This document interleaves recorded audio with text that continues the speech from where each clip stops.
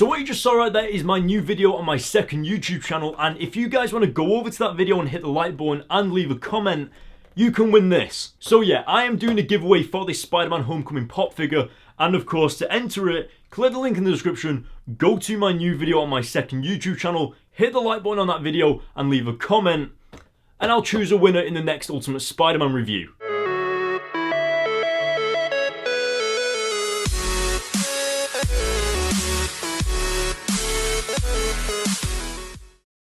What is going on guys, welcome back to the reviews for this awesome series. We're on issue 105 of Ultimate Spider-Man, and as you can tell by the front cover, it seems like Kitty Pryde is about to be forgotten about. Because if you remember, Kitty Pryde and the X-Men actually haven't got to Peter Parker yet.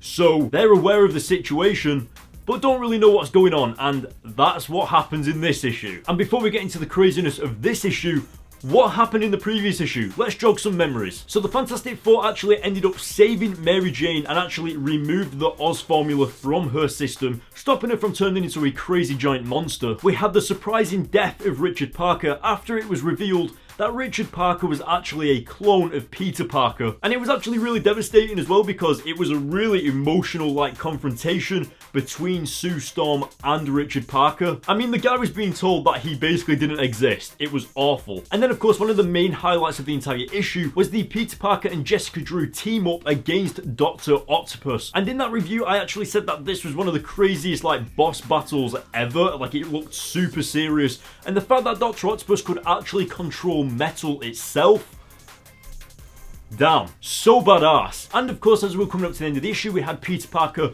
tell Mary Jane that he does love her and he misses her and all that crazy stuff about how he doesn't want to lose her.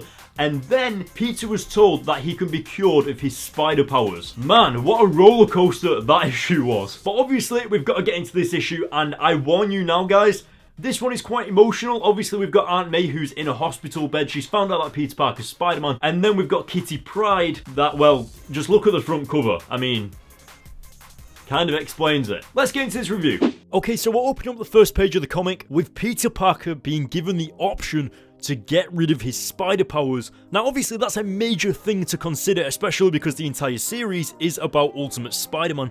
So to have that option, I can't even begin to imagine what it must have been like as a comic book reader for this Ultimate Spider-Man series back then. Because for any of you guys that don't know, the Ultimate Spider-Man series has always released once a month. So imagine getting that cliffhanger of Peter Parker being given the option to get rid of his powers and then having to wait a month to find out what happens next. Even more so because this is issue 105 and it's the end of the Clone Saga. So for the comic book readers that were actually reading this series as it was releasing, that must have been the longest month of their entire lives. Because it seems like a genuine point at which Peter Parker could well and truly gotten rid of his powers. Obviously the series is about Spider-Man, so he probably wouldn't have got rid of his powers permanently, but there was probably always the thought there that maybe he goes through with it and then he loses his powers and then maybe he found a way to get them back, sort of thing. So I know for a fact, if I was reading this as this series was releasing, all sorts of things would have been going through my mind and it would have been super scary in a really anxious comic book reader way. But I imagine it was really cool as well, because the month wait makes it worth it. But anyway, enough about blabbing on about that. One of my favourite moments in this entire issue is right here on screen, where Peter breaks down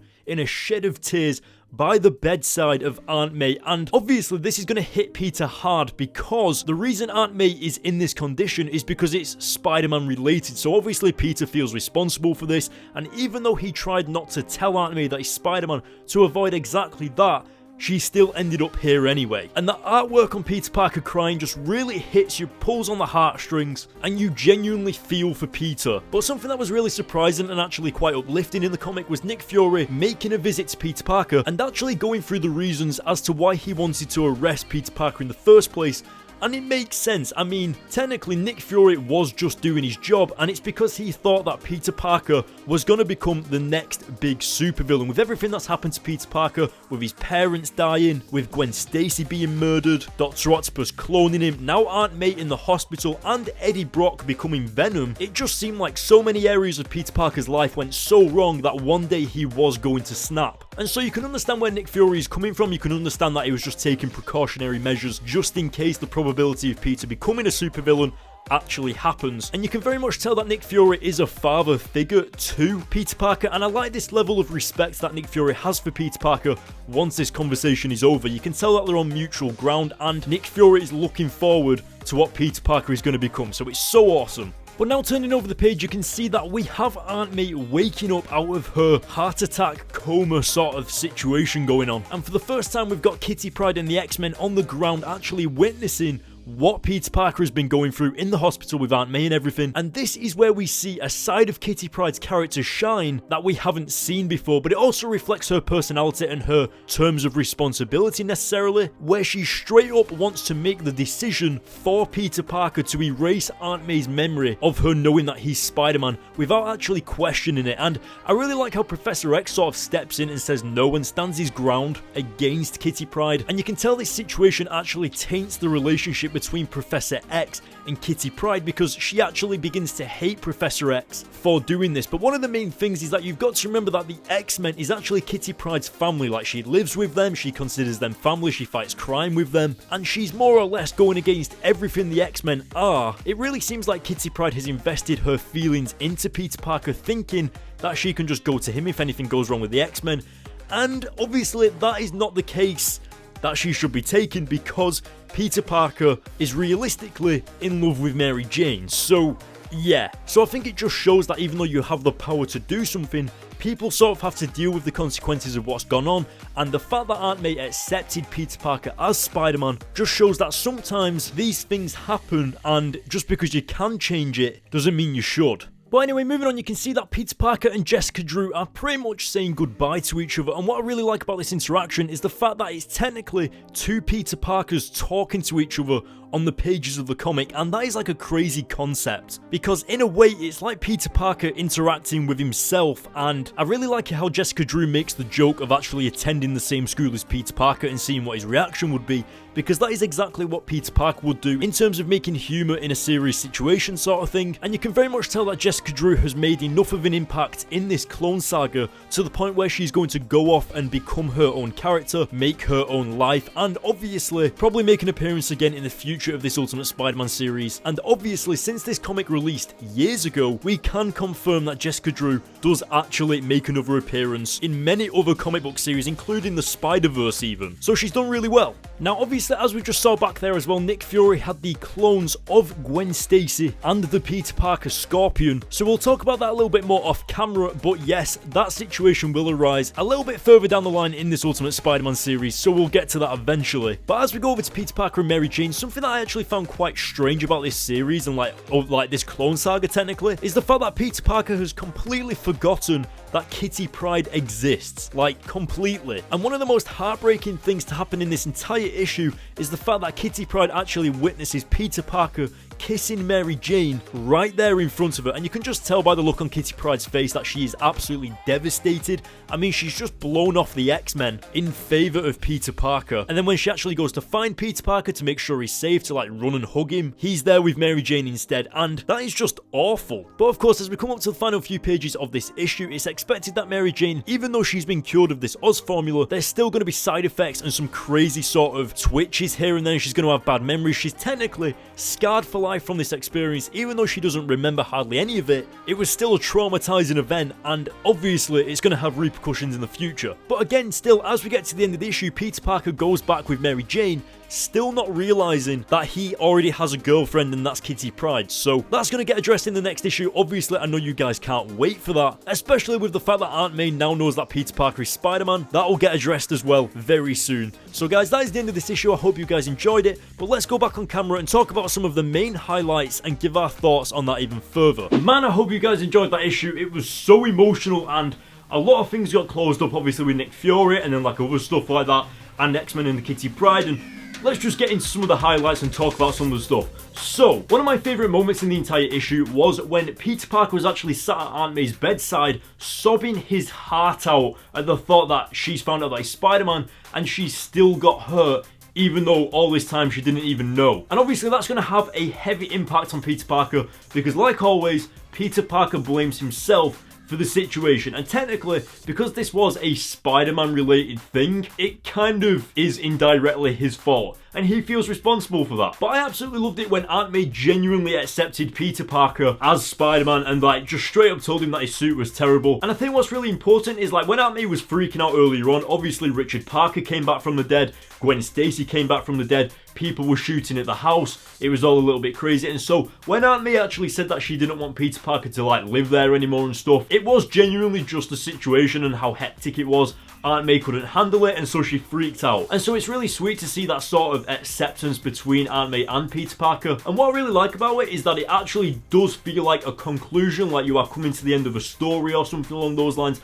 And obviously this is the final issue for the Clone Saga, so I really like how they wrap that thing up. But of course, the whole Aunt May finding out that Peter Parker is Spider-Man thing, there's obviously going to be repercussions from that, like obviously Aunt May asking a lot of questions, which will of course come up in the next few issues. Something that actually pulled on the heartstrings a little bit as well was Kitty Pryde talking to Professor X in the head and actually asking Professor X to erase Aunt May's memory. I actually really like it how Professor X stood his ground and said no. Realistically, that's not for Kitty Pryde to make the decision on, and I like how Professor X actually knew that. And this really shows how sort of irresponsible and a little bit immature of how Kitty Pryde's character is. I mean, obviously she's just looking out for Peter Parker, but just because you have the power to erase someone's memory doesn't mean it's right, and it doesn't really mean that you should do it either. So it's a difficult one to assess, but obviously we'll see repercussions of that as well. Now obviously as we got through the issue, something else that was quite like everything was just dead emotional in this, but Nick Fury explaining himself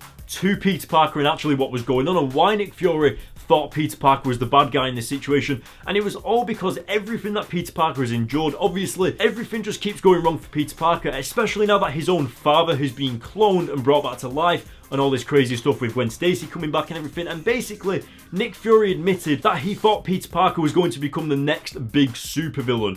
And obviously, it's the complete opposite. So, in this situation, you really feel like Nick Fury is trying to look after Peter Parker and you accept his apology. Like, even as a reader of the comic, you do think that he's being genuine in what he's saying, and technically, he was just doing his job. I mean, imagine if Peter Parker did actually become the next big supervillain, you would praise Nick Fury for thinking that far ahead. So, Nick Fury's done good. But obviously, that doesn't mean that Nick Fury isn't still shady. I mean, look at the end of the issue with Nick Fury having the clones of Peter Parker, who was the Scorpion clone, and then we have the clone of Gwen Stacy directly next to him. And of course, whatever Nick Fury is doing, obviously I know, it's going to come up again in the future issues of this series. We'll get to it eventually. If I remember, it's like around issue 120-ish. As I've already said a million times, this issue is emotional, and we've had the Aunt May, we've had the Kitty Pryde, we've had the Nick Fury, and now we've got to say goodbye to Jessica Drew as well, the clone girl of Peter Parker. And what's really strange is, like, I really love their interaction of how they said goodbye with the whole thing where Jessica Drew made the joke of attending Peter Parker's school. It was just super Peter Parker, and what's best is that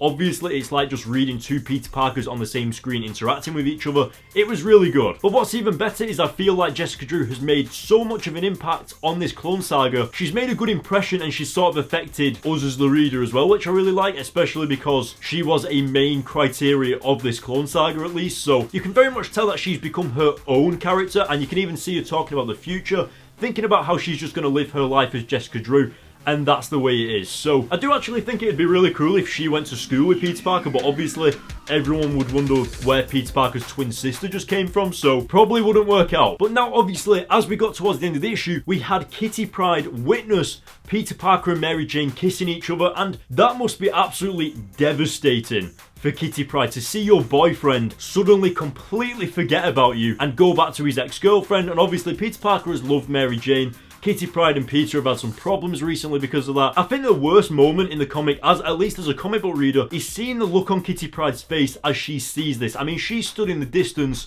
completely jaw-dropped at what she's seen, and it is awful. And she's like falling out with the X-Men, who are technically her family. She's basically just turned her back on her family for Peter, and she's lost him anyway. So I think that was really upsetting on Kitty Pryde's part, but as a Spider-Man fan, obviously Peter and Mary Jane are back together. What a time to be alive. But it was at Kitty Pryde's expense, and for that, you kind of sway a little bit, but it's still awesome. You can very much tell though that Mary Jane is still going to have some side effects from this, especially because when she looks in the mirror, she sees that scarred Peter Parker, when really it's just the real Peter Parker stood behind her, so you can tell that it's going to have some side effects. Her hand still shakes. Not good. But as for Peter Parker and Mary Jane completely forgetting about Kitty Pryde, I mean, I feel like that's one of the downsides of the comic, because obviously Peter has been involved with Kitty Pryde enough to sort of not completely forget about her. I know a lot's happened. I know his entire family got cloned and this thing with Mary Jane and Dr. Octopus. Peter has just gone back with Mary Jane without really thinking about Kitty Pryde too much, and I feel like Peter Parker as a person wouldn't not think of that, so it'll get brought up in the next few issues, trust me. But since this is the last issue of the entire Clone Saga, we might as well rate the entire Clone Saga as a whole, and obviously pretty much every single issue I've given it a 9 out of 10, so averagely it's going to be a 9 out of 10. I thought the entire Clone Saga was awesome. I hope you guys enjoyed it. And one of the best things as well is that I told you guys that this Ultimate Spider-Man Clone Saga is a lot better than the original Amazing Spider-Man Clone Saga like years ago. And you guys in the comments actually agreed with me on that. So I'm so happy that you liked it. I've been saying it this entire Ultimate Spider-Man series that Clone Saga was awesome. And now we've got to it, we've read it, we've reviewed it, and you guys love it just as much as I do, so thank you for that. But now it's time to close off this video. But guys, remember my new video on my second YouTube channel, link's in the description. Don't forget the giveaway is going on for that. I'll really appreciate it if you just go and check it out. I worked really hard on that video, like editing it nearly killed me. Remember, you can also follow me on Instagram and Twitter as well. The link's in the description to stay updated on all of these videos. And if you want more, hit the subscribe button, and I will see you all in my next video. Goodbye.